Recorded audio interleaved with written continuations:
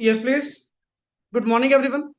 So in the previous part हम लोगों ने टॉपिक जो अपने आप में शुरू किया that is chapter number 11 regarding the companies incorporated outside India.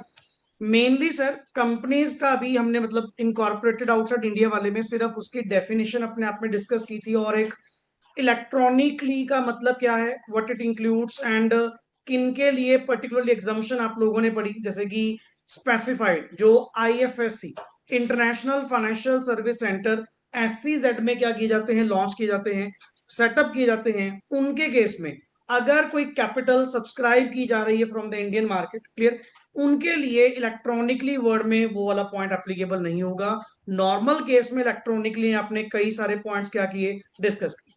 Mainly just एक word, company incorporated outside India का मतलब क्या है? जो कंपनी ओरिजिनेट इनकॉर्पोरेट हुई तो किसके अकॉर्डिंग है? बाहर किसी कंपनी की, सॉरी कंट्री की एनेक्टमेंट के अकॉर्डिंग टू, बट जिसका प्लेस ऑफ बिजनेस कहां पे है? India. Clear. And doing any kind of business activity in any other manner, किसी भी मैनर में आप लोग अपनी कोई भी बिजनेस एक्टिविटी अगर इंडिया में कैरी ऑन कर रहे हैं तो आपका पीओबी कहाँ माना जाएगा? इंडिया में माना जाएगा, और इंडिया में आपको हम लोग फॉरेन कंपनी का डेजिग्नेशन देंगे। बट मैं उन कंपनीज की बात नहीं कर रहा जो बाहर हैं, बाहर की ही बनी हुई हैं, और इंडिया में उनका कोई पीओबी नहीं, उनसे मेरा कोई भी मतलब नहीं।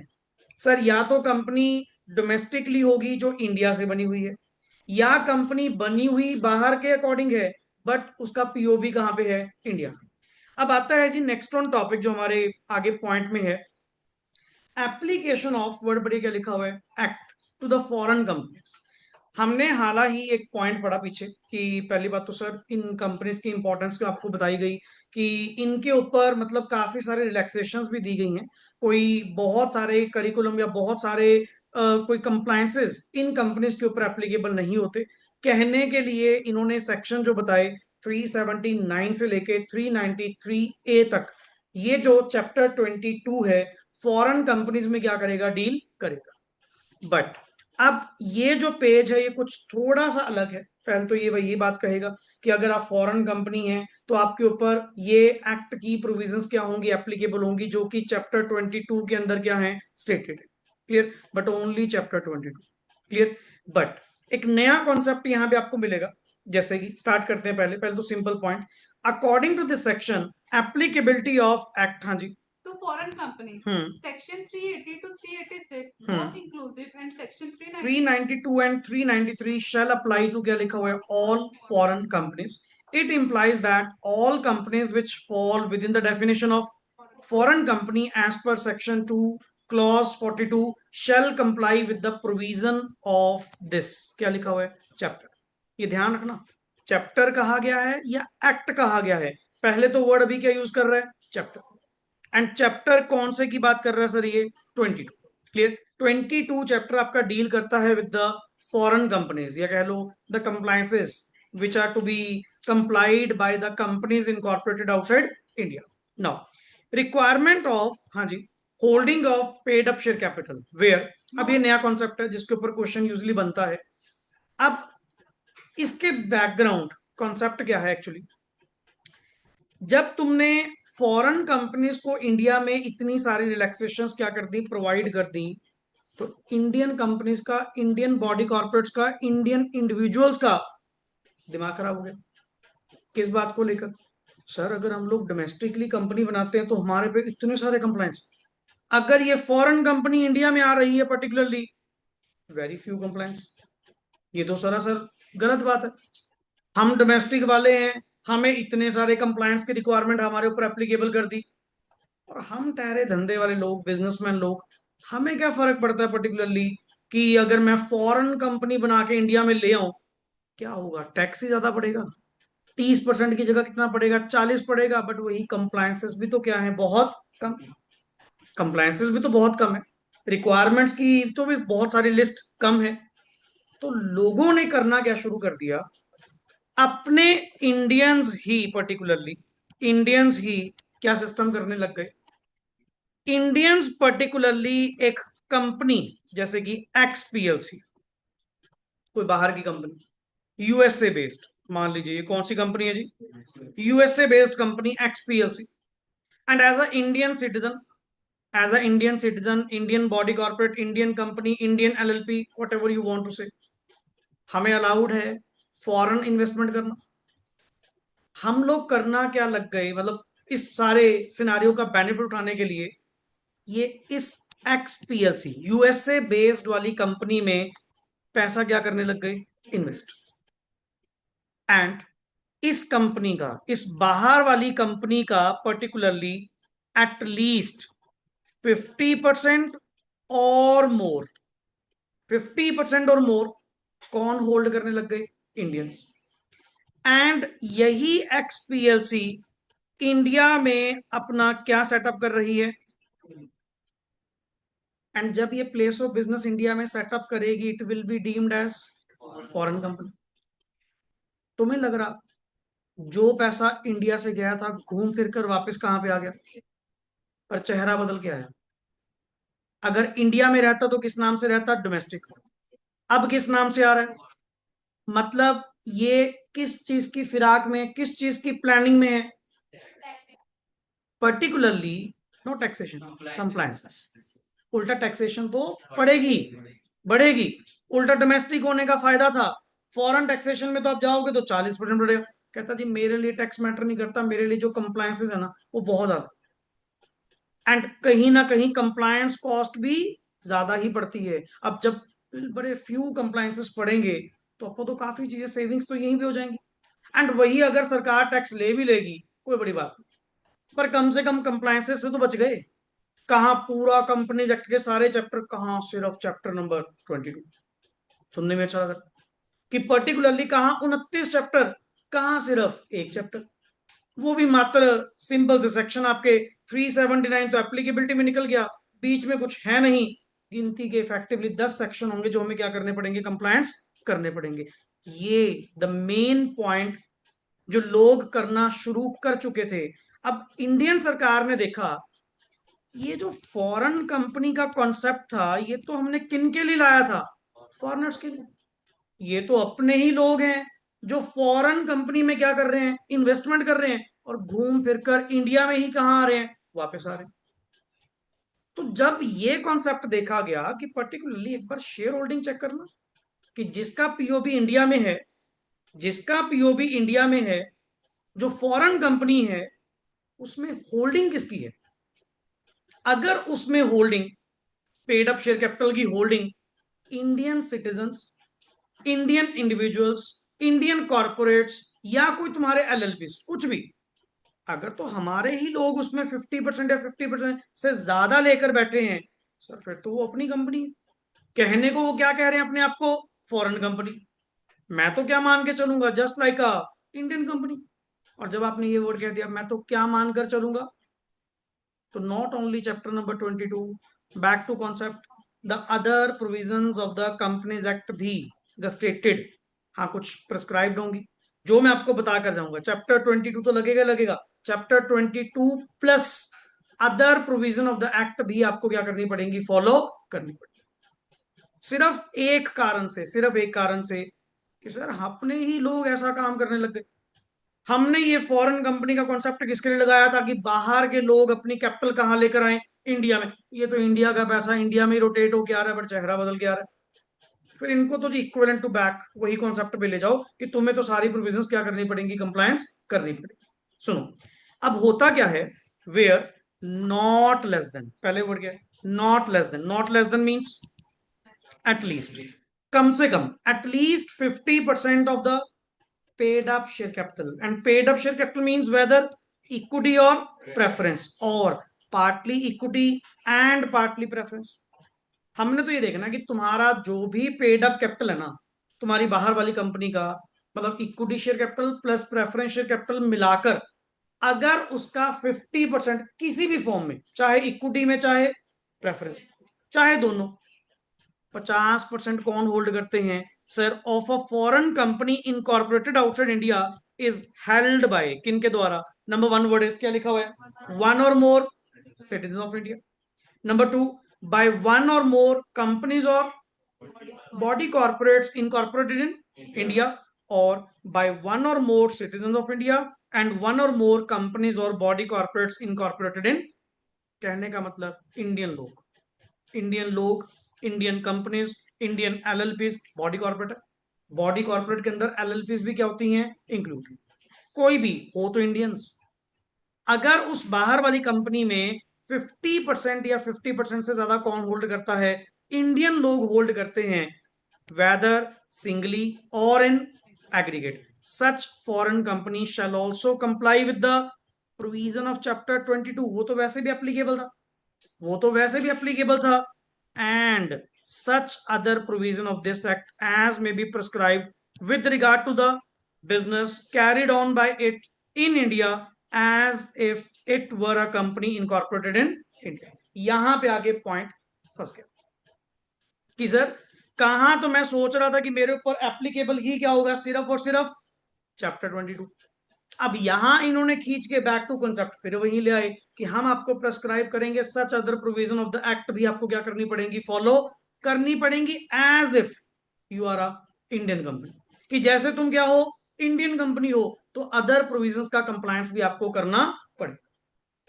और जब देखा गया वाकई जेन्युइन पॉइंट है, जेन्युइन पॉइंट है, फिर तो अपने ही लोग इस स्कीम का क्या ले जाएंगे, फायदा ले जाएंगे। हमने फायदा रखा किसी के लिए, वो आएगा ना word miss appropriation of benefits, benefit देने किसको थे, प्रोवाइड किसको करी जा रहे हो, अपने वालों को ही। तो इसीलिए कॉन्सेप्ट वहां पे ये लाया गया कि उनकी पहले शेयर होल्डिंग चेक करो।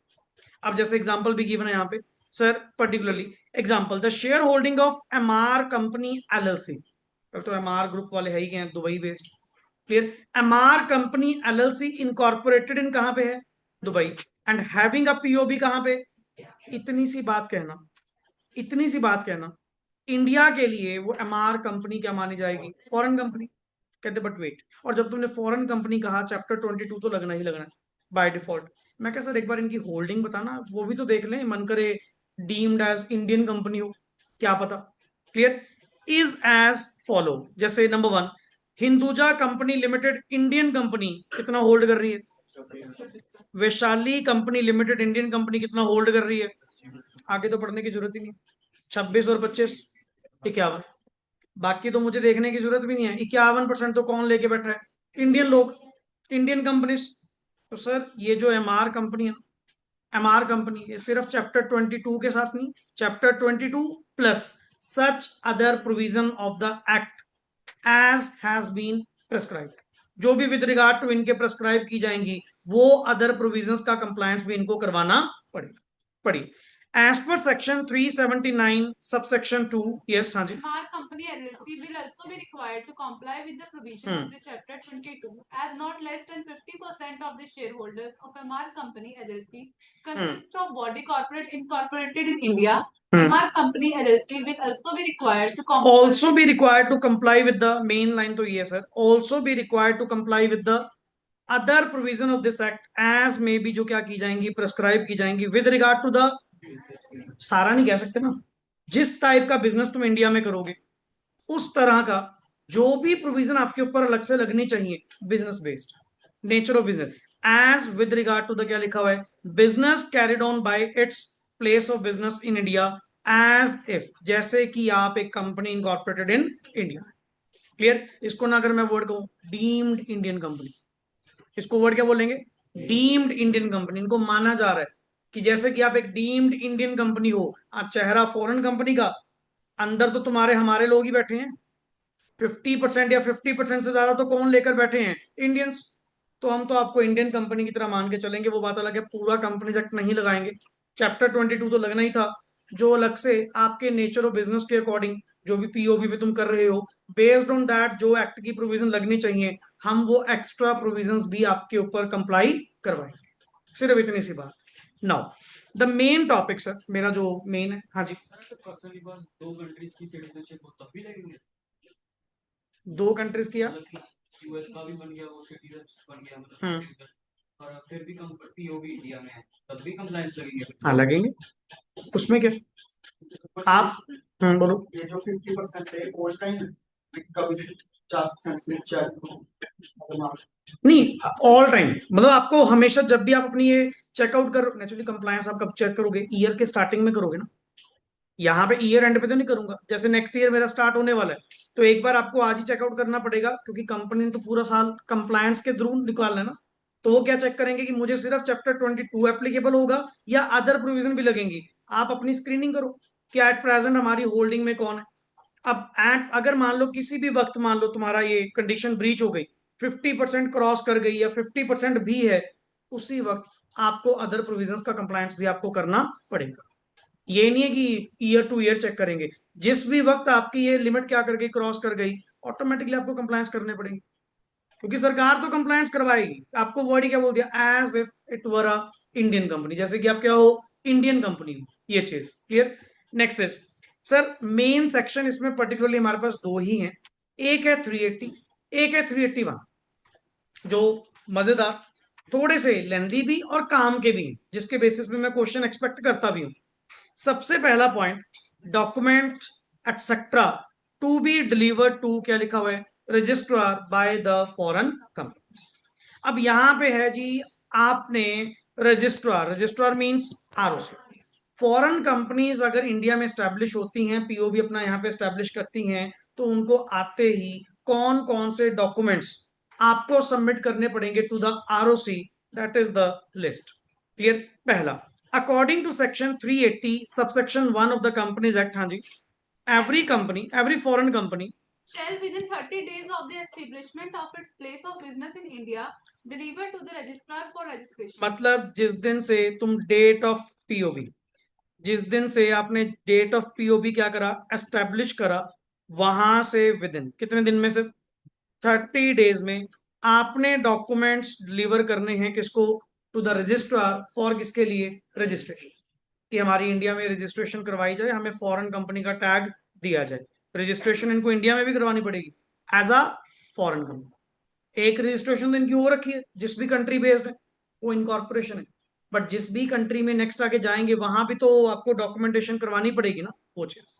आगे सर, इसके लिए विद इन 30 डेज जो जो डॉक्यूमेंट्स आपको भेजने होंगे उसकी मैं लिस्ट आपको देके जा रहा हूं कि आपने ये वाले डॉक्यूमेंट्स वहां पे क्या करने हैं, प्रोवाइड करने हैं टू द आरओसी, सबमिट करने हैं फॉर रजिस्ट्रेशन। पहला, सर्टिफाइड कॉपी ऑफ द, क्या लिखा हुआ है, charter. Charter stands for the main document like MOA.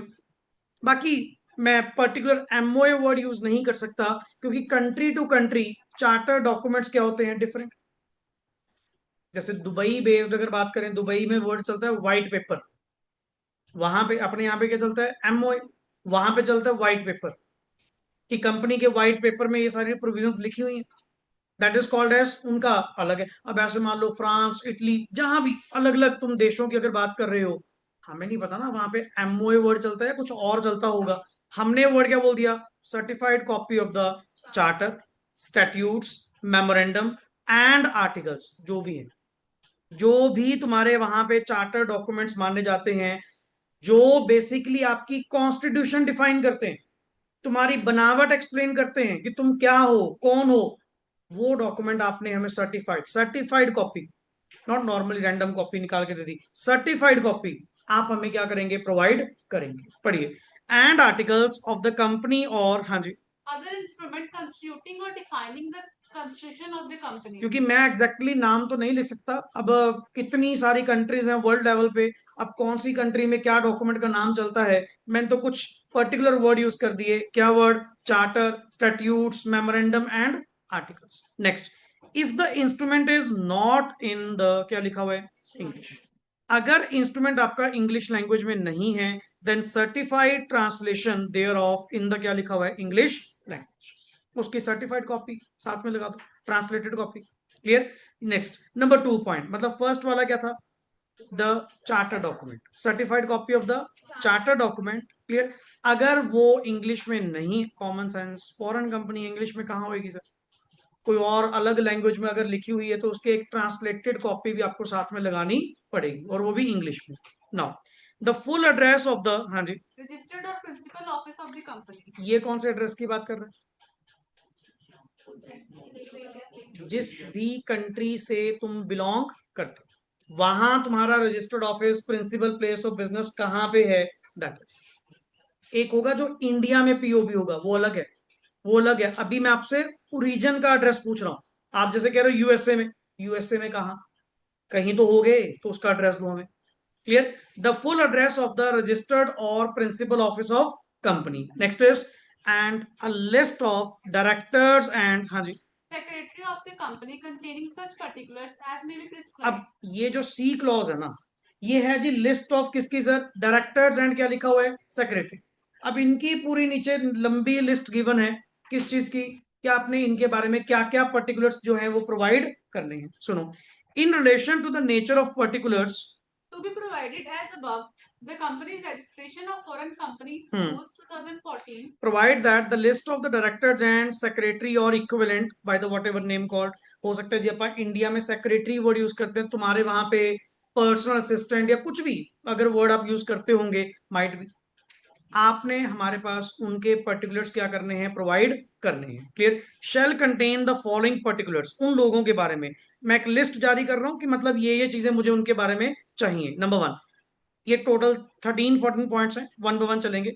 Number one point क्या लिखा हुआ है जी, पर्सनल नेम एंड सरनेम। पहले तो number one is personal name and surname in full, any farmer name और नेम्स एंड सरनेम और surnames in full. कई बार होता है पर्सन ने वहां पे नाम चेंज करवाया हो। क्लियर? और अपन इंडियंस में अपन इस चीज को नहीं इतना देखा होगा, बट फॉरनर्स के केस में वे कॉन्सेप्ट वेरी कॉमन, पहले नाम क्या था बाद में नाम क्या चेंज करवा ले। तो अगर कोई ऐसा सीन है तो आपने उनके बारे में भी क्या करना है, प्रोवाइड करना है। नेक्स्ट इज फादर नेम और मदर नेम और क्या लिखा हुआ है, स्पाउस नेम, उनके बारे में।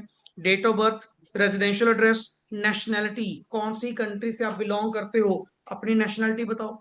एंड फिर तो आपके पास पर्टिकुलरली अगर आपकी present nationality is not the nationality of, जैसे बर्थ कहीं पे हुआ, बर्थ कहीं पे हुआ, बाद में आपने नेशनैलिटी किसी और कंट्री की ले ली, माइग्रेट हो गए। क्लियर?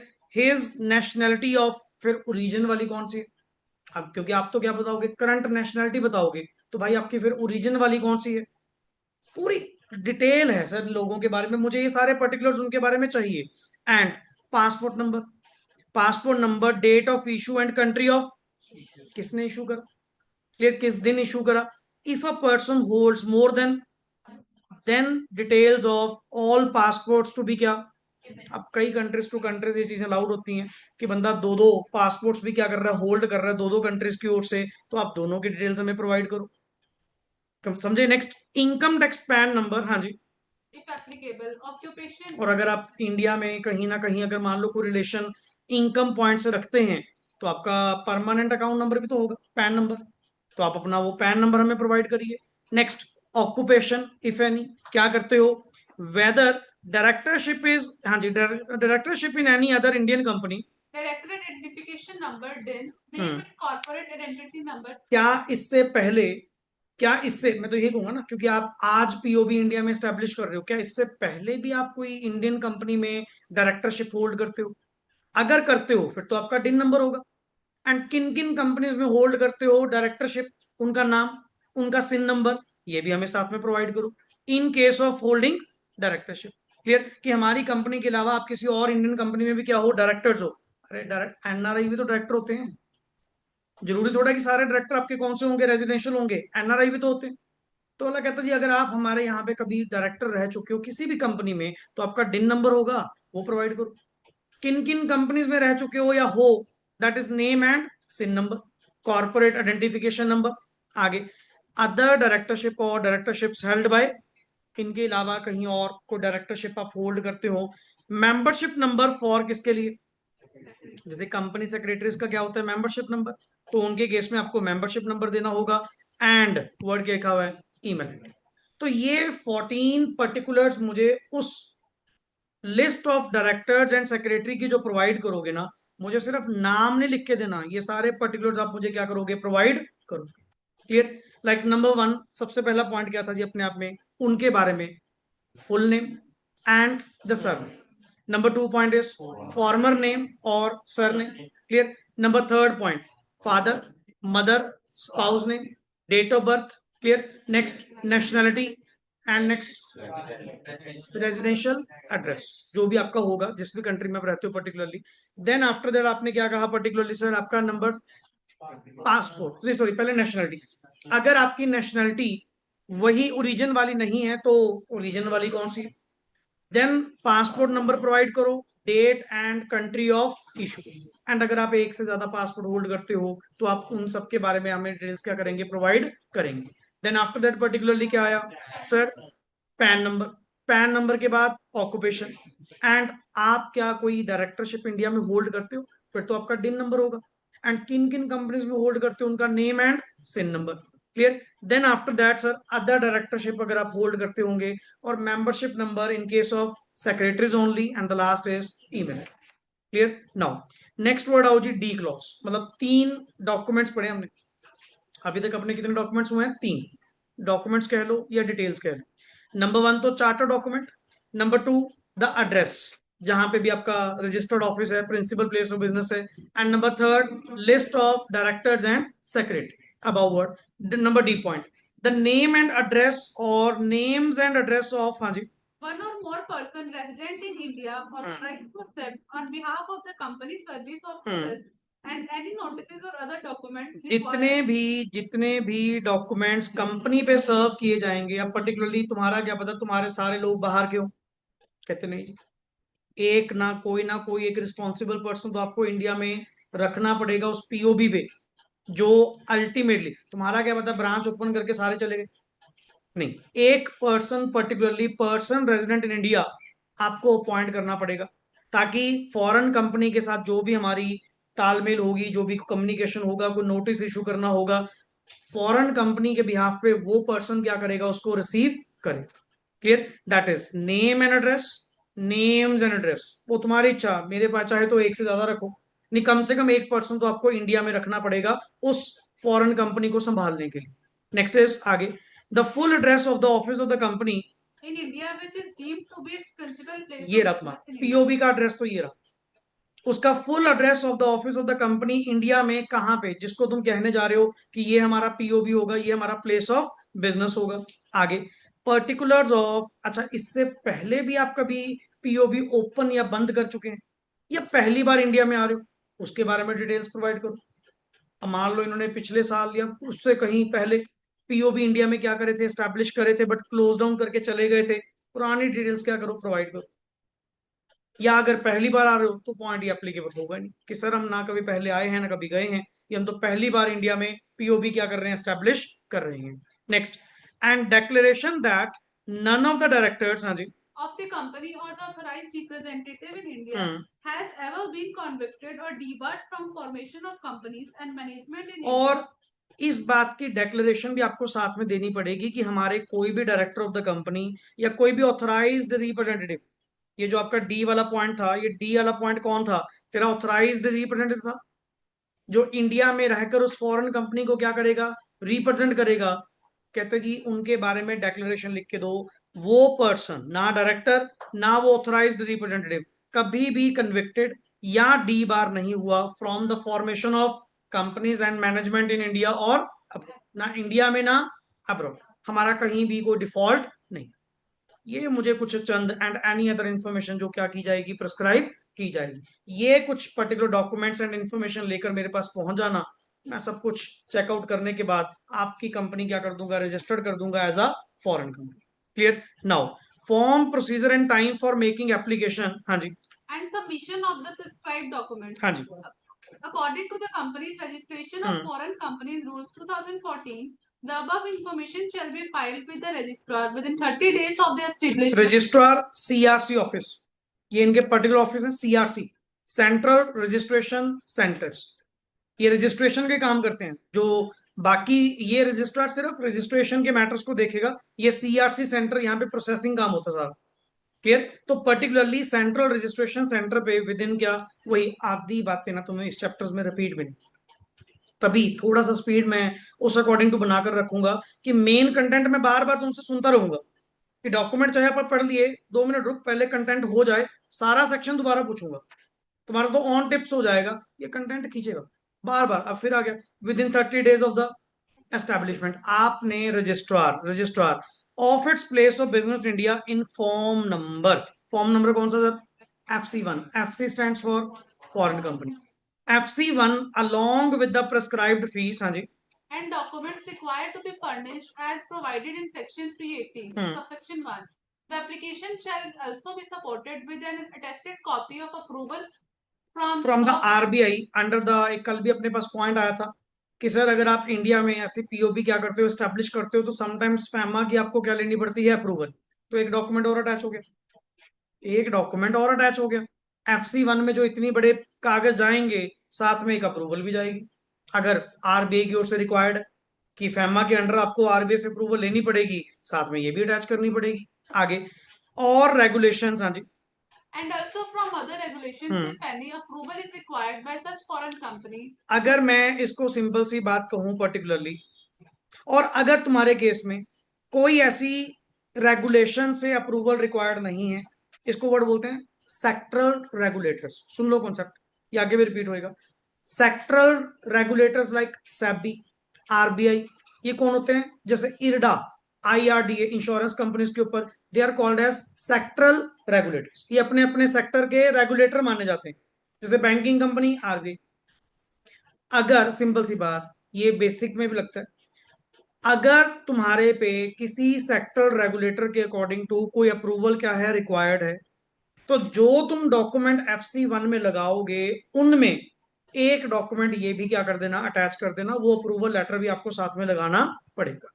और अगर तुम कहते हो जी हमारे केस में कोई ऐसी सेक्टर रेगुलेटर की परमिशन नहीं लगती, हमारे यहाँ पे कोई ऐसी अप्रूवल, यही बात कौन लिख कर दे दे, सर डेक्लेरेशन फ्रॉम द, क्या लिखा हुआ है, ऑथराइज्ड रिप्रेजेंटेटिव ऑफ, जो इंडिया में बैठा है, जो उस फॉरेन कंपनी का ऑथराइज्ड रिप्रेजेंटेटिव है इंडिया में, वो पर्सन लिख के दे दे कि हमारे केस में ऐसी कोई भी अप्रूवल रिक्वायर्ड नहीं। इसके लाइन ऊपर लिखो, मैं लिखवा रहा हूं। अगर फॉरेन कंपनी को, अगर फॉरेन कंपनी को इंडिया में, थोड़ा फास्ट, अगर फॉरेन कंपनी को इंडिया में किसी भी सेक्टरल, सेक्टरल, सेक्टर डाल के AL, सेक्टरल रेगुलेटर की अप्रूवल रिक्वायर्ड है, किसी भी सेक्टर, और ये चैप्टर ऐसे हैं, सुन लो ध्यान से, चाहे LLP करोगे, चाहे ये करोगे या फैमा करोगे, जितनी नोटिंग करोगे, सिंपल से सिंपल लैंग्वेज लिखे यार, अपनी लैंग्वेज बनाओ। मैं अगर नहीं कर रहा, घर पे जाके पढ़ रहे हो, अपनी लैंग्वेज में लिखो इसको दोबारा। इतना ज्यादा पॉजिटिव कर लो इन चैप्टर्स को, पर्टिकुलरली इन दिनों चलेंगे छोटे छोटे, किसी पे 3 लेक्चर, किसी पे 4-5 लेक्चर मैक्सिमम, ये वाला काम चलेगा। इंटरप्रिटेशन है, वैसे तो मैं खुद ही लिखवाऊंगा काफी, तो अपनी लेमन लैंग्वेज लिखवाऊंगा कि लिखे इसको। अपा कहते हैं इसमें लिखने वाला क्या पॉइंट है, कोई बात नहीं, जब दोबारा बुक खोलेगा फिर याद करेगा मुझे कि मुझे समझ ही नहीं आ रहा कुछ। देन यही चीजें काम आती हैं, मार्जिनल नोट्स, चाहे कैसी ही बात क्यों ना हो, अगर उसमें कुछ इंपॉर्टेंट है तो भाई साइड पे लिख ले। कहाँ इतना बड़ा पैराग्राफ पढ़ना, कहाँ अपनी लैंग्वेज पढ़नी, किसमें ये था कि अगर फॉरेन कंपनी को इंडिया में किसी भी सेक्टर रेगुलेटर से अप्रूवल रिक्वायर्ड है, तो FC1 के साथ वो अप्रूवल भी लगेगी। तो अप्रूवल रिक्वायर्ड है, तो FC1 के साथ वो अप्रूवल भी लगेगी। एंड अगर रिक्वायर्ड नहीं है, अगर रिक्वायर्ड नहीं है, then declaration from AR means authorised representative, कि वो जो इंडिया में ऑथराइज्ड रिप्रेजेंटेटिव था, यही बात हमें वो लिख के दे दे कि सर मेरे केस में ना कोई सेक्टरल रेगुलेटर की परमिशन रिक्वायर्ड नहीं। और ये जो पॉइंट तुम पढ़ रहे हो, सुन लो ध्यान से, चैप्टर 11 जो पढ़ रहे हो ना, जब चैप्टर 2 मेरे साथ पढ़ोगे, काफी कंटेंट सेम मिलेगा। ये बेसिक इंडियन कंपनी भी फॉर्मेलिटी है, इंडियन कंपनी पे भी फॉर्मेलिटी है। जब रजिस्ट्रेशन के डॉक्यूमेंट जाते हैं ना, तो वहां पे भी पॉइंट है कि अगर किसी सेक्टरल रेगुलेटर के अंडर आप लोग आते हो एंड आपको परमिशन या अप्रूवल रिक्वायर्ड है, पहले जाके उनसे परमिशन लेकर आओ, और हमारे पास रजिस्ट्रेशन करवाने तब आना, साथ में अप्रूवल लेटर लेकर आना। ये वही पॉइंट है, कोई एक्स्ट्रा कुछ नया पॉइंट नहीं लिखवाया मैंने फॉरेन कंपनी के पॉइंट से, ये इंडियन कंपनीज के ऊपर भी सेम प्रोविजन एप्लीकेबल है। चलिए, ऑफिस वेयर, सबसे इंपॉर्टेंट चीज, सर आप बार बार वर्ड यूज कर रहे हो, रजिस्ट्रार, रजिस्ट्रार ऑफ कंपनीज, कौन रजिस्ट्रार सर, नॉर्मल डोमेस्टिक वे में तो जुरिडिक्शन फिक्स्ड होती है, जैसे पर्टिकुलरली पंजाब हरियाणा का mostly ROC Chandigarh, ROC Delhi, ROC Jalandhar, सब एरिया बेस्ड बटे हुए हैं। टोटल इंडिया को इन्होंने जुरिडिक्शन वाइज क्या करा हुआ है, बांटा हुआ है। बट ये किसकी जुरिडिक्शन में आए सर? ये किसकी जुरिडिक्शन में है सर? इनकी तो फॉरेन कंपनी तो बाहर वाली है, तो पीओबी कहाँ पे है? इंडिया में। और इंडिया में भी मन करे मल्टीपल लोकेशन, इनके केस में आरओसी मतलब आरओसी दिल्ली, इनके केस में एक ही आरओसी है। ये कहीं ढूंढते फिरे कौन से आरओसी के पास जाएं, किसके पास डॉक्यूमेंट। तुम्हारा कंसर्न डिपार्टमेंट कौन है? ROC new Delhi. तुमने कहीं नहीं जाना, नहीं अदरवाइज पंजाब वाला पंजाब के पास जाएगा, दिल्ली वाला दिल्ली के पास जाएगा, और किसी को जाना नहीं होता। मतलब जैसे एप्लीकेशन आप फाइल करते हो ना, ऑटोमेटिकली वो कंसर्न्ड आरओसी के पास ही जाएगी। अब कभी भी ना कभी किसी कंपनी का डाटा सर्च करके देखना, आपको वहां पे आरओसी के नाम अलग अलग मिलेंगे। ROC Chandigarh, ROC Delhi, ROC जिस जिस लेवल पे मतलब जुरिडिक्शन बांटी गई है। आरओसी मुंबई, आरओसी अच्छा मुंबई में भी मन करे महाराष्ट्र तो मेन हो गया ना, फिर मुंबई, पुणे, नासिक, वो सारे अलग अलग होंगे। क्योंकि जैसे मान लो यूपी एरिया बहुत बड़ा, मध्य प्रदेश बहुत बड़ा, राजस्थान बहुत बड़ा, मन करे आरओसी जयपुर अलग हो, उदयपुर अलग हो। इस तरह से ये जुरिडिक्शंस बांटी जाती हैं एरिया बेस्ड। बट इनके लिए जुरिडिक्शन का मतलब ही क्या है सर? आप लोगों ने कहीं नहीं जाना, आप लोगों ने किसके पास जाना है? सिर्फ आरओसी। इनका कंसर्न आरओसी है ही कौन है? न्यू दिल्ली। पढ़िए, according to companies rules 2014, any document which any foreign company is required to deliver to the shall be delivered to the registrar having jurisdiction over। इनके लिए तुम इंडिया में कहीं बैठे हो, इंडिया में कहीं बैठे हो, कश्मीर से लेके कन्याकुमारी, तू जहां भी बैठा है, तुमने जाना ही किसके पास है? दिल्ली। तुम्हारी जुरिडिक्शन ही फॉल कहां करती है? न्यू दिल्ली। आगे, provided that the documents for registration by a foreign company refer to in sub rule 3 of rule 3 shall be delivered in the, वही बात किसमें sir? FC1 to the registrar central registration centre. आगे, it shall be accompanied with the prescribe fees. कई चीजें बेकार फालतू के points होंगे, सिंबल बस रीड करो खत्म करो। वो तो पता ही है सर, बिना फीस के तुम काम करने वाले हो, फीस तो हमें देनी पड़ेगी पड़ेगी। एंड इफ एनी, ये पॉइंट अच्छा है, ये दोबारा फिर लौट कर आएगा, ये पॉइंट बढ़िया है। If any foreign company ceases to have POB in India, what it means? क्या कह रहे हैं? If any foreign company ceases to have a POB, आप इंडिया में से अपना सारा सेटअप हटा रहे हो, खत्म कर लो। पर मैंने दोबारा पूछा, सारा? कहीं ये तो नहीं मल्टीपल लोकेशन थी, उनमें से कोई एक लोकेशन बंद करी? मेरी बात एक सुन ले भाई, इंडिया में जब तक तेरा कुछ भी कन है ना, कहीं भी है, जैसे मान लो मेरे 5 पीओबी थे, क्या जरूरी है कि इंडिया में एक ही पीओबी होगा? मैं प्लेस ऑफ बिजनेस मान लो पैन इंडिया लेवल पे काम कर रहा हूँ, जितनी मर्जी बनाओ। तभी ध्यान से पीछे देख, डॉक्यूमेंट्स में क्या लिखा हुआ था? Name and address of the places जहां जहां भी तुम अपना डीम्ड पीओबी कहने जा रहे हो, सर वो में भी मल्टीपल लोकेशन हो सकती है। कहते एक बात सुन लो, अगर तो इंडिया से सारा ही सफा चकोगे, साफ इंडिया में अब तुम्हारा कुछ नहीं है, मैं कह जी जो था सब वाइंड अप करके जा रहे हैं, इंडिया में हमारे बाद अब कोई नहीं होगा, देन उसी दिन से, जिस दिन ये बात कह के जाएगा ना, उसी दिन से फॉर्म फाइलिंग की रिस्पॉन्सिबिलिटी हम क्या कर देंगे? खत्म। जब खत्म ही हो गया, आप कह रहे हो जी हम चले, टाटा बाय बाय, अपना वापस देश जा रहे हैं, जाओ भाई।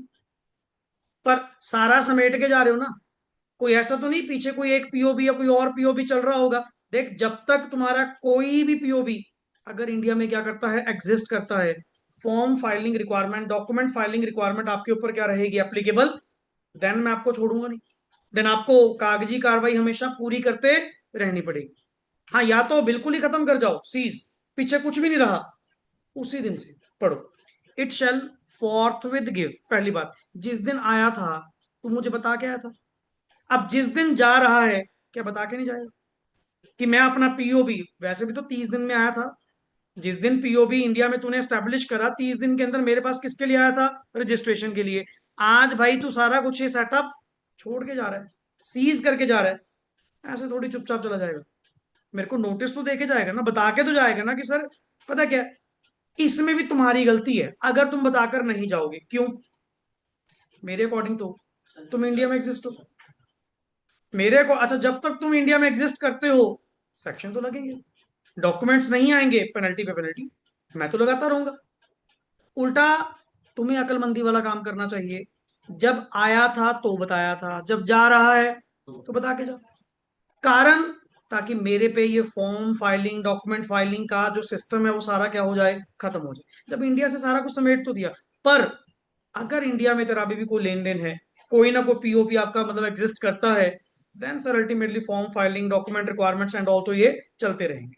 पढ़िए, it shall forthwith give notice of the fact to the registrar। हाँ जी। And from the date on which such notice is so given, the obligation of the company to deliver any documents to the registrar shall चल cease. उसी दिन से, जिस दिन तू हमें नोटिस दे के जाएगा ना कि सर मैं चला, उसी दिन से हम तुम्हारे पे ये सारा सेक्शन क्या कर देंगे, खत्म कर देंगे, सीज कर देंगे।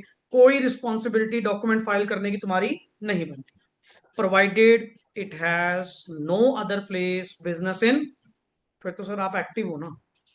ये किसकी बात कर रहा है, 100% क्लोजर। इंडिया में कोई अब मेरा नामो निशान नहीं है।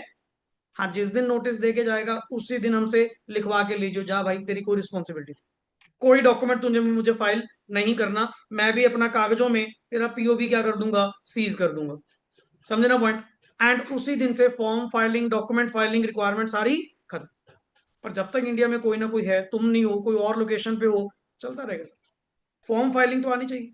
आगे, अंडर सेक्शन 380 सबसेक्शन 2, हाँ जी, every foreign company Existing at the commencement of the Companies Act 2013, which has not delivered to the registrar the documents and particulars as specified. अच्छा, ये कोई नया कॉन्सेप्ट नहीं है डॉक्यूमेंट्स फाइलिंग वाला, ये पुराना कॉन्सेप्ट है। हाँ, पुराना 1956 के अंदर सेक्शन नंबर कौन सा था जी, 592।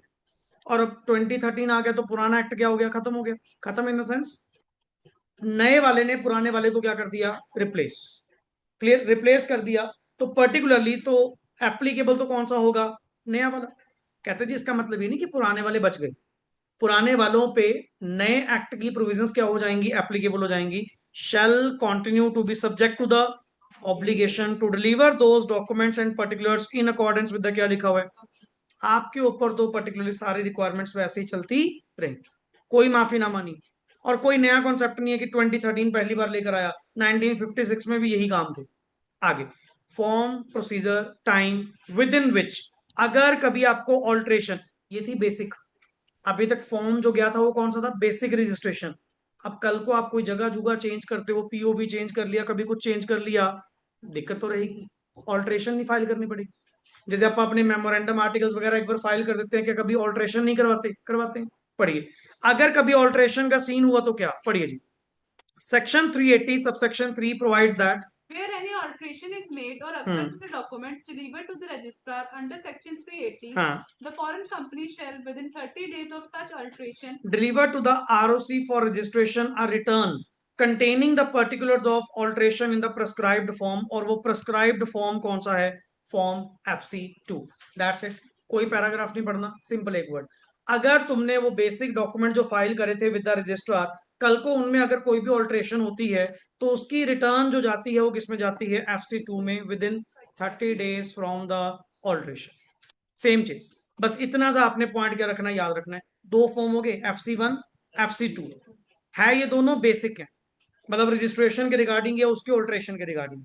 सुनिए, illustration number 1, search and find PTE limited. हाँ जी, incorporated in Singapore, the company sells its goods through electronic mode on the e-commerce platforms in India. फिर तो इंडिया में ये कंपनी क्या मानी जाएगी, फॉरेन कंपनी, बिकॉज इसका पीओबी कहां पे है, through electronic. Clear, however it does not have any branch or office in, I think so ये तो गलत कह रहे हैं। किसने कहा था कि फिजिकल ब्रांच या ऑफिस होनी चाहिए, सर आप इलेक्ट्रॉनिक मोड में काम कर तो रहे हो, एंड इलेक्ट्रॉनिक मोड में काम करना भी अपने आप में पीओबी इंडिया में माना जाए। Is the company required to submit the documents, yes. कहां से, कब, within 30 days from the date of establishment of POB. आपको पर्टिकुलरली रजिस्ट्रार न्यू दिल्ली के पास वो डॉक्यूमेंट्स ले जाकर सबमिट करने होंगे। कौन कौन से डॉक्यूमेंट्स, एक बार ऐसे ही रिमाइंड करते हैं। सबसे पहला डॉक्यूमेंट आप लोगों ने क्या पढ़ा था, the charter documents that define it's constitution. Clear. And अगर वो चार्टर डॉक्यूमेंट, उसकी सर्टिफाइड कॉपी कहा था मैंने, अगर वो पर्टिकुलरली इंग्लिश लैंग्वेज में नहीं है तो ट्रांसलेटेड सर्टिफाइड ट्रांसलेटेड कॉपी आपने क्या करनी है, फाइल करनी है। Then number 2 point, the registered office आपका जहां पे भी है, the principal origin, the country of origin आपकी जो है, वहां पे जो आपका प्रिंसिपल प्लेस ऑफ बिजनेस है, रजिस्टर्ड ऑफिस है, वहां का एड्रेस आप हमें प्रोवाइड करिए। Number 3, list of directors and secretaries of the company containing the particulars. Particulars में कितने पॉइंट आए जी, 14। पहला पॉइंट नेम, मतलब full name and the surname. Number 2 is former name or surname, father name, mother name, spouse name, date of birth, residential address, nationality. And अगर nationality आपकी मतलब at present origin की नहीं है, then nationality of origin. Then after that passport, किसने issue करा, कब issue करा। एंड अगर मोर देन 1 पासपोर्ट आप होल्ड करते हैं तो सबकी details. Then PAN number, occupation, then आगे डायरेक्टर, अगर आप इंडिया में डायरेक्टरशिप होल्ड करते हो तो आपका DIN number and name and CIN of the companies जहां जहां तुम ये डायरेक्टर, अदर डायरेक्टरशिप और directorships held by him. Next, membership number in case of secretary, and the last is email. Then after that number 4 point आया, 4 क्या आया sir, आप India में पहली बात तो एक ऑथराइज्ड रिप्रेजेंटेटिव जो कि पर्सन रेजिडेंट इन इंडिया होगा, आपको यहाँ पे अपॉइंट करना होगा, उसका नाम और पता आपको देना होगा, ताकि हमें कभी भी कम्युनिकेट करना है, कोई डॉक्यूमेंट सर्व करना है तो वो लेगा। देन 5th नंबर पॉइंट आपने क्या पढ़ा, नेम एंड एड्रेसेस, जहां जहां भी तुम अपना पीओबी क्या करना चाहते हो, एस्टेब्लिश करना चाहते हो। इससे पहले भी अर्लियर ओकेजन्स पे आप कभी पीओबी एस्टेब्लिश कर चुके हो या बंद कर चुके हो तो उसकी डिटेल्स आपने क्या करनी है, प्रोवाइड करनी है।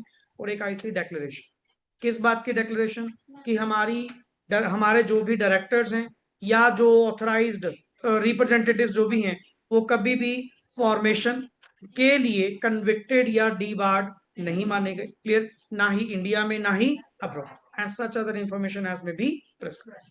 क्लियर, बाकी सारा कंटेंट आपका फॉर्म नंबर कौन सा, FC1।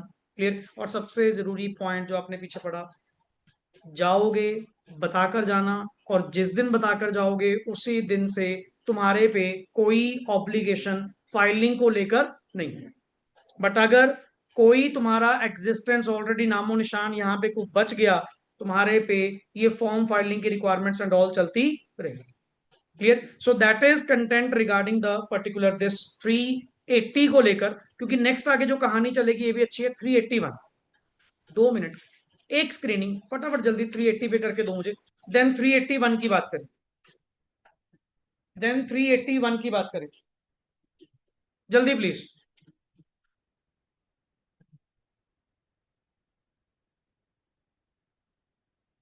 फटाफट एक डॉक्यूमेंट्स पे स्क्रीनिंग करो।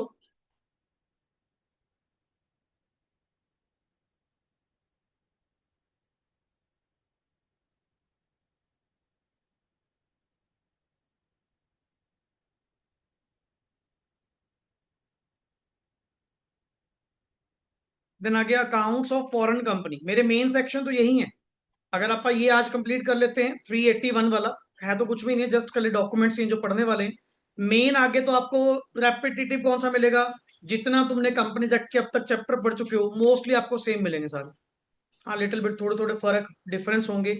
लेंथ है चैप्टर की, अगर मैं तुम्हें सही कहूं, ये टोटल तकरीबन तकरीबन ये 30 पेज के आसपास जा रहा होगा शायद, 28-25 पेज। 25 में से ना काम के पढ़ने वाले 10 पेज, काम के सही पढ़ने वाले 10 पेज मिलेंगे। बाकी कंटेंट मोस्टली सारा या तो chapter 3 based, chapter 2 based, chapter 4 based, सारा रेपिटेटिव होगा और इनके पास कुछ नहीं है। क्लियर पॉइंट, सुनो। हाँ जी, चले आगे बोलो। डॉक्यूमेंट्स की लिस्ट आपने देख ली, किसी डॉक्यूमेंट में कोई डाउट कुछ पूछने वाला हो, चले आगे। लो जी, accounts of foreign company. Sir एक बात बताओ, जब इंडियन कंपनी यहां बनती थी अकाउंट्स तो उनको मेंटेन करने जरूरी थे, तुम अकाउंट्स की बात करते हो, वो तो ऑडिट भी करवाने पड़ेंगे। सेम रिक्वायरमेंट्स आपके ऊपर भी क्या की जाएंगी, एप्लीकेबल की जाएंगी, कि आपको अपना proper books of accounts maintain करने पड़ेंगे, जो वही तरह एक्रूवल बेसिस पे होगा, डबल एंट्री बुक कीपिंग पे होगा, सारी चीजें वही। एंड जिससे आप आगे फाइनेंशियल स्टेटमेंट्स क्या करोगे, रेडी करोगे, जिसमें ट्रेडिंग काउंट होगा, SPL होगा, एक बैलेंस शीट आप लोग हमें बनाकर दोगे, दिस काइंड ऑफ। सुनो, पहले तो अकॉर्डिंग टू दिस सेक्शन, हाँ जी, every foreign company shall in every calendar year make out अब यहाँ पे इन्होंने वर्ड क्या बोला, एवरी, क्योंकि तुम कौन हो, फॉरेन कंपनी। हमारे यहाँ पे होते तो वर्ड बोलता फाइनेंशियल ईयर। मुझे तुम्हारा नहीं पता ना, तुम्हारा नहीं पता कि तुम किस बेसिस पे, इतना पता है कैलेंडर ईयर में कोई तो फाइनेंशियल ईयर होगा तुम्हारा, किसी का जनवरी टू दिसंबर होगा, किसी का मान लो जुलाई से जून होगा, वो तुम्हारी इच्छा, वो तुम्हारी इच्छा में भी तुमने क्या सिस्टम, तुम्हारी किस कंट्री में क्या चलता है, हमें कुछ नहीं पता, इसीलिए इन्होंने ओपन वर्ड क्या यूज कर दिया। हमें तो 12 महीने, 12 महीने का जैसे कहते हैं अकाउंटिंग पीरियड कॉन्सेप्ट, हमें तो अकाउंटिंग पीरियड कॉन्सेप्ट बेस्ड एक बैलेंस शीट बनी हुई चाहिए। हाँ, तुम्हारे केस में जो बनेगी जैसी बनेगी वो दे देना, पर एवरी कैलेंडर ईयर में वर्ड क्या लिखा हुआ है, शेल, बनाना पड़ेगा, मैंडेट है क्या, make out a balance sheet and profit and loss account. हाँ जी, in such form containing such particulars and including or having attached or annexed thereto such document as may be prescribed and the same has to be delivered a copy of those documents to the, फिर तो sir ये annual filing की बात नहीं कर रहा।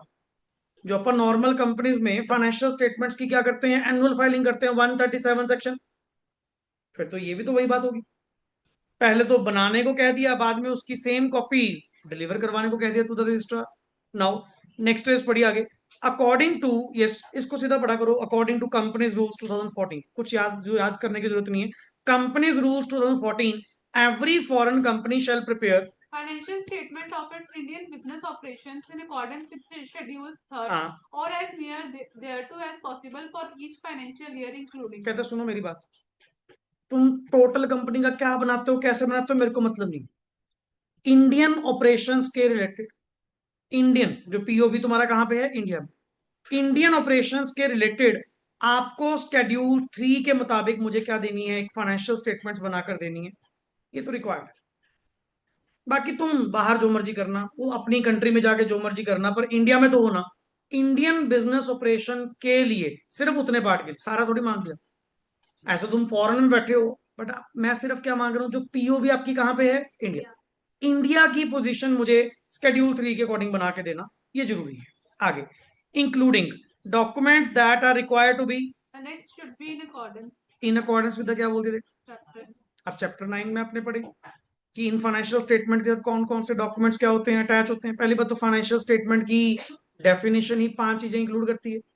Number 1 is balance sheet, number 2 is SPL, number 3 cash flow, number 4 is statement of change in equity, and number 5 any notes जो next to उसके साथ होंगे। Clear, next, and the documents relating two copies of, latest consolidated financial statements of the parent foreign company as submitted by it to the prescribed authority in the country of its incorporation. और ये point भी आपका chapter number 9 में आया था, 137 में ही आया था कि पर्टिकुलरली आप अपनी पोजीशन तो हमें फाइल करोगे ही करोगे, इवन आप अपनी पेरेंट, जो भी आपकी पेरेंट होल्डिंग कंपनी है, पेरेंट फॉरेन कंपनी है, वो बाहर भी तो कुछ फाइल करते होंगे अपनी किसी लॉ में, वही कॉपी आपने हमारे पास भी क्या करनी है, फाइल। मतलब नॉट कल्ली अपने वाली, आपने उस मेन कंपनी की जो फाइलिंग है, जो भी कुछ डॉक्यूमेंट वगैरह वो फाइल करते हैं अपनी कंट्री ऑफ रीजन के अकॉर्डिंग, इनकॉर्पोरेशन के अकॉर्डिंग, वो वाला भी कंटेंट आपने इंडिया में क्या करना है, फाइल करना है। ये सारा सेम कंटेंट आपका चैप्टर नंबर 9 में से 137 सेक्शन में से ही लिया गया है। आगे नोट, अब आपने पढ़ा जी फाइनेंशियल ईयर इंडिया में तो अलग चलता है, इंडिया में तो very clearly written financial year का मतलब क्या है, 1 अप्रैल से लेके 31, और वो भी वेरी क्लियर, जो कंपनियां लास्ट के 3 महीनों में बनती हैं, लास्ट के 3 महीने में, मतलब ऑन और आफ्टर 1 जनवरी, उनका 31 मार्च, इसी साल का नहीं, अगले साल का। ये रहा पॉइंट, पहले तो यहां तक। Financial year in relation to any company और बॉडी कॉर्पोरेट, हाँ जी, means period ending on the 31st day of March every year and where it has been incorporated on or after the first day of January of a year, the period ending on the 31st day of March of the following yes, year. in respect where of the financial statements of the company or body corporate is made up, but provided that, word पढ़िए क्या लिखा हुआ है, provided that where a company, हाँ जी, or body corporate which is a holding company or a subsidiary or associate company of a company incorporated outside India हाँ, and is required to follow। अच्छा, आपने content ये यहां पढ़ लिया, ये कहीं ना कहीं चैप्टर 2 में दोबारा फिर मिलेगा, तो जो यहाँ पढ़ रहे हो वहां पढ़ने की जरूरत नहीं है। अगर हमने चैप्टर 2 पहले पढ़ा होता तो यहाँ पढ़ने की जरूरत है। एक तरफ आएगा। अगर कोई कंपनी जो इंडिया में है, अगर उसकी कोई होल्डिंग सब्सिडरी कोई एसोसिएट बाहर है एंड वो अकाउंटिंग ईयर डिफरेंट फॉलो करते हैं, मान लो बाहर चलता है calendar year January to December, India में चलता है अप्रैल टू, पर तुमने फाइनली उनके साथ क्या होना है, कंसोलिडेट। अब दिक्कत तो आएगी। इंडिया वाले क्या मांगेंगे, अप्रैल टू मार्च बना, बाहर वाले क्या मांगेंगे, जनवरी टू। अब क्या वो इंडियन ऑपरेशंस जो चल रहे हैं, क्या वो दो दो बुक्स मेंटेन करेंगे? नहीं। Here there is a possibility, आप सीजी के पास जाओ, सीजी आपको अगर अप्रूव कर देती है, उनको बताओ सारा सी कि जी हमें कंसोलिडेशन के लिए मतलब दिक्कत आती है, हमें वहां उनके साथ मर्ज होना होता है, तो उनकी बुक्स कहाँ बनती हैं, जनवरी टू दिसंबर। तो सीजी अगर सेटिस्फाइड हो जाता है तो सीजी आपको डिफरेंट अकाउंटिंग ईयर भी क्या कर देगा, अलॉट कर देगा, कि वैसे इंडिया में क्या है अप्रैल टू मार्च, पर तुम्हारे लिए हम जनवरी टू दिसंबर क्या कर लेंगे, एक्सेप्ट कर लेंगे, क्योंकि तुम्हारे में मजबूरी आ गई ना बीच में। ये पॉइंट सुनो, आगे बढ़िए। The central government may on an application made by that company or body corporate in such form and manner as may be prescribed allow any period as its financial year whether or not that period is a, मैं तो कह रहा हूं चाहे पूरे 12 महीने बनते हो या नहीं, हम आपको अलाउ कर देंगे। पर एक चीज है ना, सरकार से परमिशन ली है तो सरकार की नजरें तो रहेंगी, क्योंकि नॉर्मली तो हमारे लिए ऐसा पॉइंट है ही नहीं।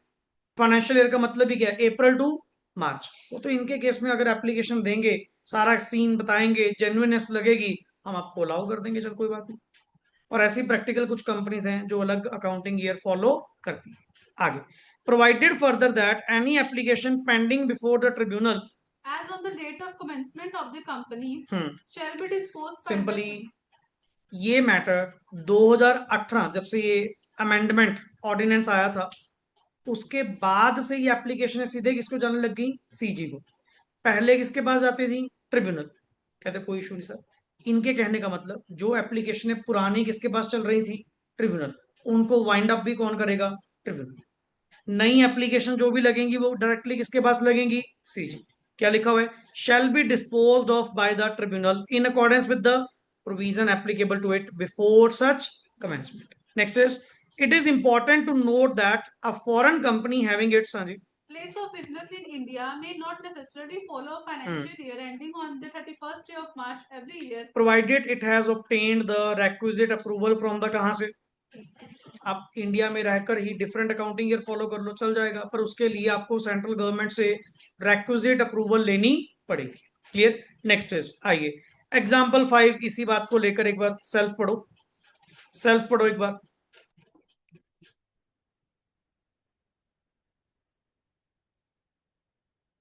देन आगे कुछ एक्स्ट्रा डॉक्यूमेंट्स की बात करें, अभी तो कल बैलेंस शीट या फाइनेंशियल स्टेटमेंट्स ही रेडी करवाई हैं, द अदर डॉक्यूमेंट्स के बारे में तो बात ही नहीं हुई। थोड़ा फास्ट, बी क्विक। वही लाइन है बिल्कुल सेम आपने जो पीछे पढ़ी है, बस एक कंपनी का नाम दे दे बीच में, दैट्स इट।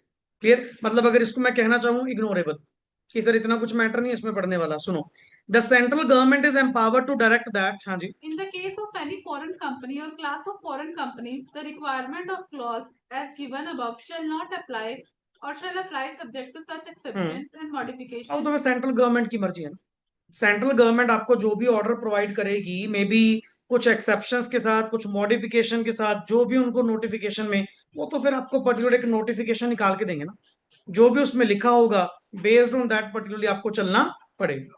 आगे, if any of the specified document are not in English language a certified translation thereof in the English language shall be annexed yes, every foreign company shall send to the registrar along with the documents, हाँ जी, required to be delivered to him a copy of a list in the prescribed form of all places of business established by the company in India as at date with reference to which the balance sheet refers to in section अच्छा 381.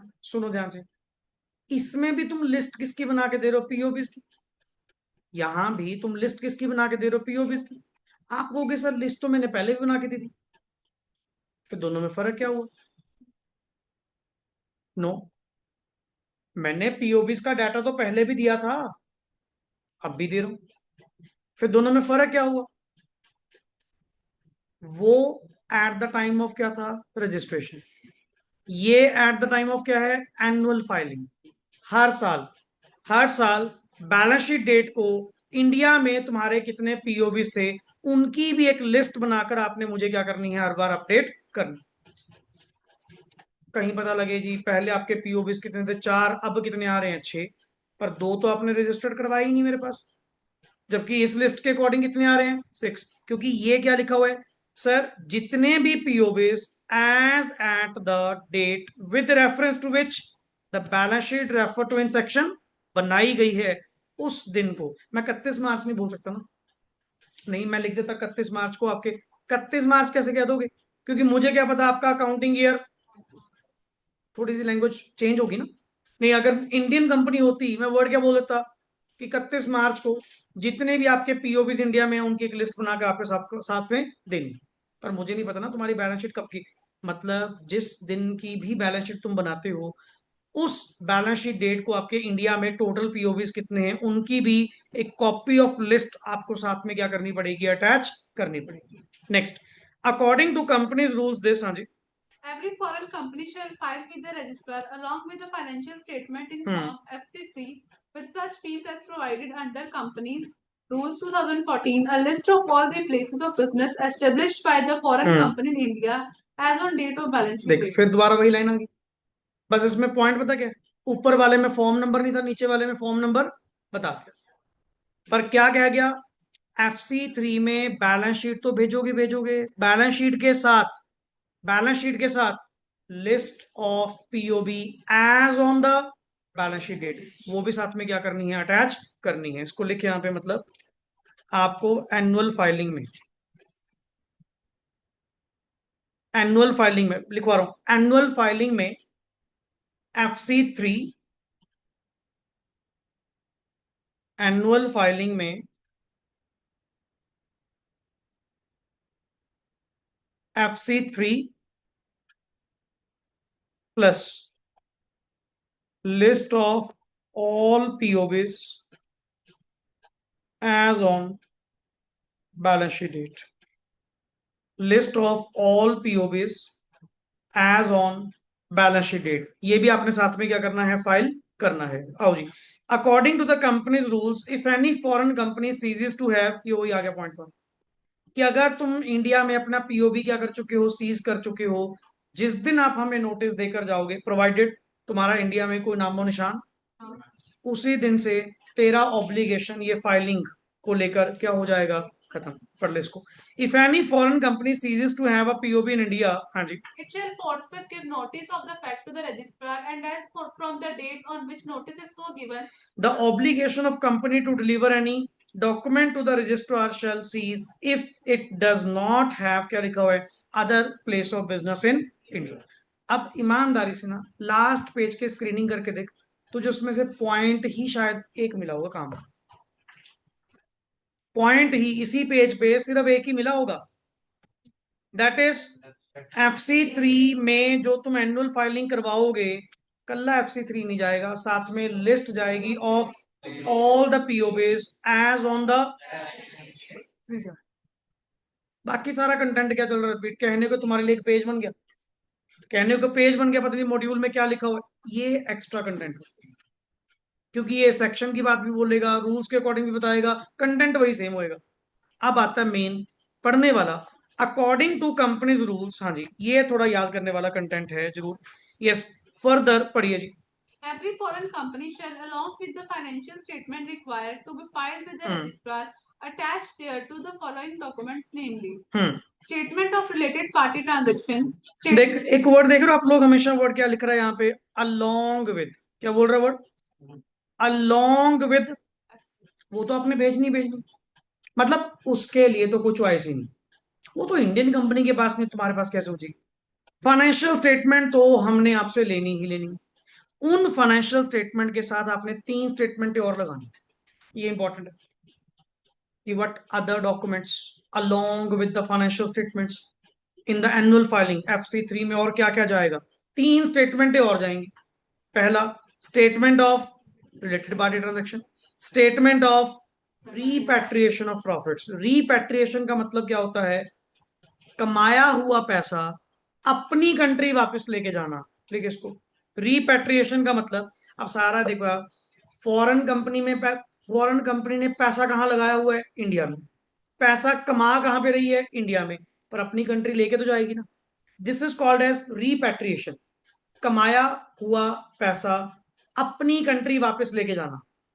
Repatriation का मतलब कमाया हुआ पैसा कि मतलब India से कितना पैसा कमाकर आप अपनी कंट्री वापस लेके गए हो, उसकी भी स्टेटमेंट आपको बनाकर मुझे देनी पड़ेगी। And statement of transfer of क्या लिखा हुआ है? बाकी जितने कोई भी फंड्स ट्रांसफर हुए हैं, इंक्लूडिंग डिविडेंड्स इफ एनी, कुछ भी किसी भी नाम से अगर फंड ट्रांसफर हुए हैं यहां से बाहर, तो उन सबकी स्टेटमेंट आपने मुझे क्या करनी है? प्रोवाइड करनी। 3 स्टेटमेंट है extra. Number 1 related party transaction, number 2 repatriation of profits, and number 3 transfer of funds. Now the above statement shall include such other particulars, हाँ जी as are prescribed in the company's rules. sir, all these documents shall be delivered to the registrar within a period of, 6 months. पहले सिर्फ कल्ला form number था, फिर form number के साथ सुनो सुनो wait, FC3 में तो क्या जाएगी? बैलेंस शीट, मतलब फाइनेंशियल स्टेटमेंट्स। क्लियर? उसके साथ एक डॉक्यूमेंट पहले लगाया था हमने, क्या? The list of POBs as on the. 3 statement है, ये आ गई। कौन सी? Related party transaction, repatriation of profits, transfer of funds.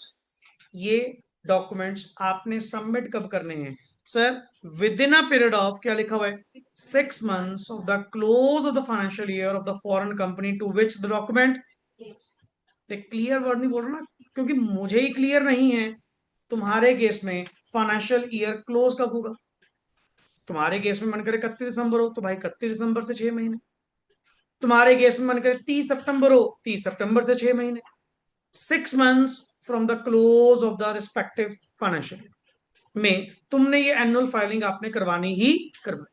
आगे, provided that the registrar may for any special reason, And an application made in writing by the foreign company concerned, Hmm. extend the said period by a period not exceeding 3 months. मतलब basic कितना time दिया गया? 6। अगर extension मिली तो maximum कितनी मिलेगी? वो कौन सा आसानी से मिलेगी सर? आपको अप्लाई करना पड़ेगा, स्पेशल रीजन आपको प्रोवाइड करने पड़ेंगे, तो जाके अगला अगर मानेगा तो है, नहीं अदरवाइज छोड़ देगा। आगे एग्जाम्पल नीचे पढ़िए सर, ये आपका वही सारा ऊपर का कंटेंट है। Yes, Mukesh and Jordan LLC is a foreign company And is required to file its financial statements within 6 months of the close of the financial year with registrar on an annual basis along with the following additional state documents. Yes वही 3। However, where the central government has क्या कर दिया उसने? exempt or specified different documents for any foreign company or class of foreign company, then document as specified shall be क्या किए जाए? देखो particular तेरे पे कोई एग्जाम्पशन आ गई, कोई नोटिफिकेशन आ गई, कोई स्पेसिफिक डिफरेंट रिक्वायरमेंट आ गई, तो भाई आपको वैसा बिहेव करना पड़ेगा, जिसका आज की डेट में कोई नाम नहीं। हमें क्या पता कब आएगा, या आ चुका होगा, मतलब ही नहीं। ये हमेशा एक पावर्स होती हैं, सेंट्रल गवर्नमेंट अपने आप को पावर देके रख लेती है। आगे नेक्स्ट आओ जी, पॉइंट ऑडिट ऑफ, पढ़ो क्या लिखा हुआ है? अकाउंट्स ऑफ क्या है? Foreign companies. मैंने कौन सा प्रोविजन पढ़ानी है? मैंने तो सीधा वर्ड क्या बोल देना, चैप्टर 10। जैसा चैप्टर 10 के अकॉर्डिंग कंपनीज एक्ट का चैप्टर 10 के अकॉर्डिंग ऑडिट होता है, ऑडिटर की अपॉइंटमेंट होती है, सेम आपके ऊपर एप्लीकेबल है।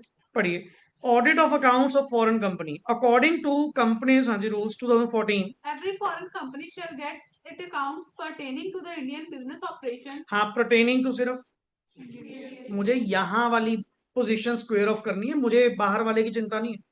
मुझे इंडियन ऑपरेशंस को लेकर जो पीओबी आपका इंडिया में, सिर्फ उसके अकाउंट्स आपके ऑडिटेड होने चाहिए। आगे, prepared in accordance with the section 381 subsection 1, जो पीछे आपने प्रिपेयर करे, and rules thereunder shall be audited by a practicing chartered accountant in India or a firm or LLP of practicing chartered accountants। और audit को लेकर इनके ऊपर सारी प्रोविजंस कौन सी एप्लीकेबल होंगी? चैप्टर नंबर म्यूटेटिस म्यूटेंटिस, जिसका मतलब क्या होता है? As it is with necessary. अगर कुछ माड़ा मोटा चेंज करना पड़े अलग बात है, नहीं 99% copy paste same.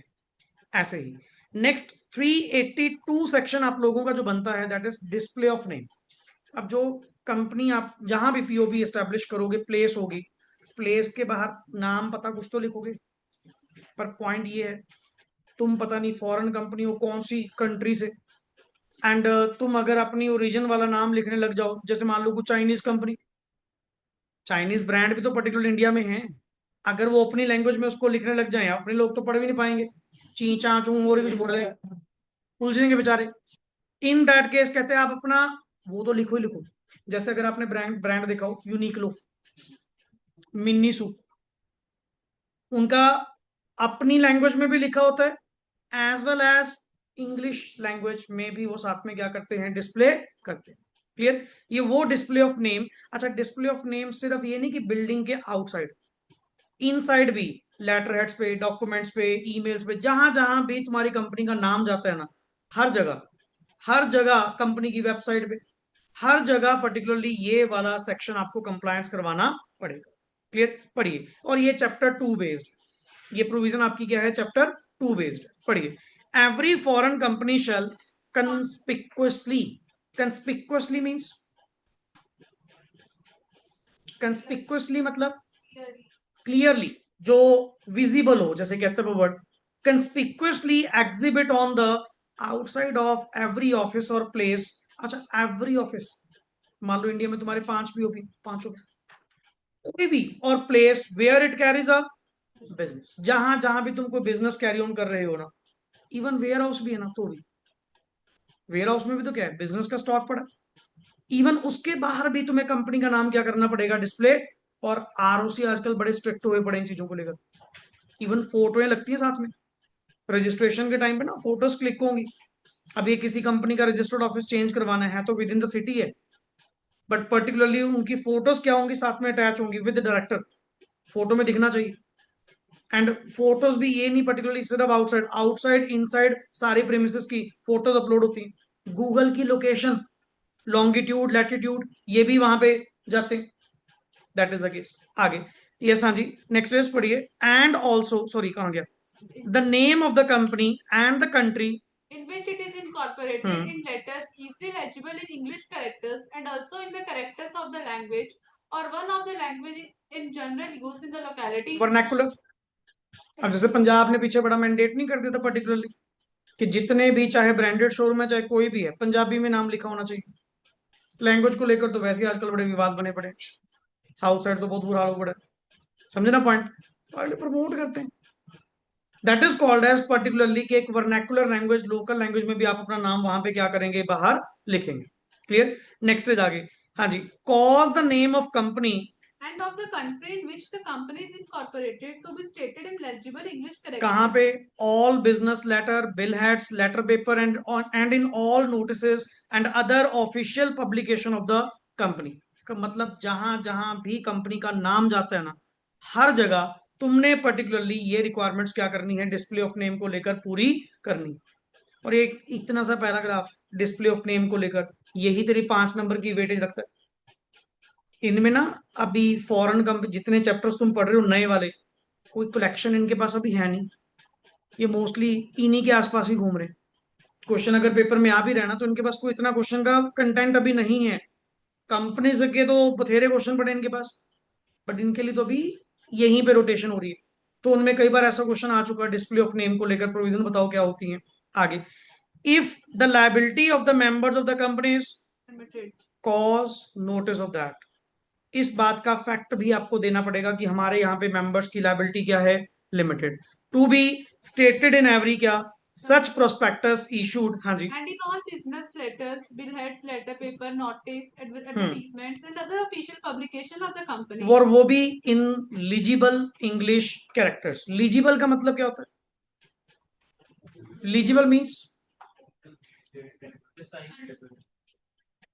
Readable, main word is readable, पढ़ा जाए। अब ऐसे तो इंग्लिश भी लिखो, इंग्लिश के फॉन्ट भी तो कई हैं, अलग अलग तरह के फॉन्ट्स भी तो आते हैं। कैलीग्राफी बड़ी सीखी हुई है अपन ने, कोई किस तरह से उसको लिख रहा है जो किसी को पढ़ा भी ना जाए, ऐसा नहीं है। एक लीजिबल, जैसे कहते हैं नहीं, कुछ फॉन्ट ऐसे आते हैं जो लीजिबल में काउंट होते हैं, लाइक टाइम्स न्यू रोमन, जो आप पर्टिकुलरली फॉलो करते हैं जब भी आप अपनी वर्ड फाइल कुछ बनाते हैं, कुछ पर्टिकुलर उसमें से फिक्स्ड है, फिक्स्ड है। एरियल, 3-4 फॉन्ट्स पक्के ऐसे हैं जो लीजिबल में काउंट होते हैं, नहीं अदरवाइज वही तुम और कितनी सारी लिस्ट उसके अंदर पड़ी है, आप उसमें चेक करके देखो, कई तो ऐसे होंगे पढ़े भी नहीं जाएंगे उसमें क्या लिखा हुआ है, समझ ही नहीं आएगा हम लोगों के। That is legible. Clear, next is आगे पढ़िए। एंड हाँ जी, to be conspicuously exhibited on the outside of every office or place where बिल्कुल. it's carried. कंस्पिकुअस का मतलब होता है लाइक बिल्डिंग के केस में अगर आप मैं कहता हूं मान लो आउटसाइड द बिल्डिंग अगर आप बोर्ड लगाओगे कहाँ लगाओगे? फ्रंट में, और वो भी सेंटर में, जहां में पर्टिकुलरली उसका नाम पढ़ा जाए. अब आपने मान लो नाम लिखा बैक साइड पे, बैक साइड पे भी वो कॉर्नर पे ऊपर एक छोटा सा बोर्ड लगा दिया जो दिख भी रहा. ये नहीं. इसीलिए कहने को लोग करते हैं ऐसे काम करते हैं पर्टिकुलरली, इसीलिए इनको लिखना पड़ता है लॉ के अंदर की कंस्पिक्युअसली, जहां से लोग उसको इजीली फाइंड कर पाए. एक ऐसी लोकेशन पे पर्टिकुलरली आप अपना नाम क्या करेंगे? मेंशन करें. Now the next word is आगे. हाँ जी, ये वही तरह in the legible English characters and also in the legible characters of the language और वन ऑफ द मोर, जो भी वर्नाकुलर उस एरिया बेस्ड चलता होगा. क्लियर. अच्छा टॉपिक है डिस्प्ले ऑफ नेम को लेकर. क्लियर. मतलब डिस्प्ले ऑफ नेम में दो चीजें हैं. एक तो पर्टिकुलर नाम को लेकर ही है, दूसरा लायबिलिटी ऑफ द मेंबर्स को लेकर है कि ये भी आपको साथ में डिस्प्ले करना पड़ेगा कि हमारे यहाँ पे मेंबर्स की लायबिलिटी क्या है? लिमिटेड. क्लियर. लो जी, last concept, service on foreign company. Yes please. कोई भी डॉक्यूमेंट अगर कंपनी फॉरेन कंपनी पे आपने कोई भी डॉक्यूमेंट सर्व करना है तो आप किसके नाम पते पे उसको भेजेंगे? कब वो डॉक्यूमेंट सर्व्ड माना जाएगा कि हाँ आपकी ओर से प्रॉपरली सर्व्ड है, आपकी ओर से प्रॉपरली भेजा गया? सुनो, एनी प्रोसेस, नोटिस और other document required to be served On a foreign company shall be deemed to be sufficiently served if addressed to any person whose name and address have been delivered to the registrar under section 380. किसकी बात कर रहे हैं? Authorised representative, जो कि person resident in India. उसी person के नाम पे आप डॉक्यूमेंट क्या कर दो? सर्व कर दो. आपकी ओर से वो डॉक्यूमेंट ड्यूली सर्व्ड माना जाएगा. क्लियर. एंड लेफ्ट एट, या तो खुद जाके दो लेफ्ट एट, और sent by post to the address which has been so delivered to the registrar और बाय ईमेल आईडी भी थी एंड एड्रेस भी था. चाहे खुद जाके दे आओ या बाय पोस्ट भेज दो, अगर आप ये फॉर्मेलिटी पूरी कर देते हैं, उस पर्सन के नाम पे उस पते पे भेज देते हैं, तुम्हारी ओर से डॉक्यूमेंट फॉरेन कंपनी पे सर्व्ड माना जाएगा. ये नहीं कहा जाएगा कि तुमने डॉक्यूमेंट सही ढंग से नहीं भेजा, मुझे मिला नहीं है. हमारी ओर से डॉक्यूमेंट ड्यूली सर्व्ड. क्लियर. सो ऐसे ही मतलब नेक्स्ट लेक्चर में आपको भी पेजेस देख के वैसी घबराहट हो जाएगी, सर इतने सारे हो गए. तो ये चलेंगी ऐसे. कल भी मतलब नेक्स्ट आके जो लेक्चर आपको करवाऊंगा काफी काफी तक तो हम कल पैकअप कर लेंगे. बाकी रही बात, थोड़ा सा लेक्चर आप और बढ़ाकर स्कैनर पार्ट, मतलब 2 लेक्चर इस पे लगाएंगे. एक कल वाले में मेजर काम पूरा करके बैलेंस जो बचेगा with exercise with scanner next lecture में साथ के साथ क्या कर देंगे? काम कंप्लीट करेंगे. क्लियर. बट कल लेक्चर आपका इंपॉर्टेंट है क्योंकि बेसिक करते करते छोटे छोटे सेक्शन काफी हो जाते हैं. पर पहले ये दोनों मैं आपसे सुनूंगा, इसको पढ़कर आना, क्योंकि ये मेरा मेन बेस है. 380, 381 और आज डिस्प्ले ऑफ नेम 382. चलिए, ओके जी, thanks lot and rest we will do in the next part.